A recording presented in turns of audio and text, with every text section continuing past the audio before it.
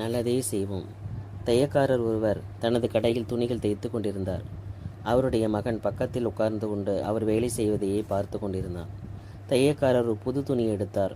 அழகிய பளபளக்கும் கத்திரிக்கோளால் துண்டுகளாக வெட்டினார். கத்திரிக்கோளை கால் அருகே போட்டுவிட்டு துணியை தைக்கலானார். துணியை தைத்து முடிந்ததும் சிறிய ஊசி எடுத்து தலையில் இருந்த தொப்பியில் குத்தி பத்திரப்படுத்தினார்.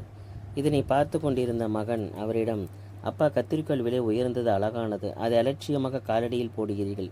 ஊசி சிறியது, மலிவானது. ஆனால் அதை தலையில் பாதுகாக்கிறீர்கள் என்று அது ஏன் என்று கேட்டான். அதற்கு அவர், நீ சொல்வது உண்மை. கத்திரிக்கோள் அழகாக மதிப்புள்ளதாக இருந்தாலும் அதன் செயல் வெட்டுவது, அதாவது பிரிப்பது. ஆனால் ஊசி சிறியதாக மலிவானதாக இருந்தாலும் அதன் செயல் சேர்ப்பது.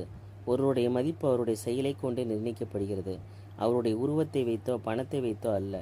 நல்லதே செய்வோம், நல்லவர்களாக வாழ்வோம்.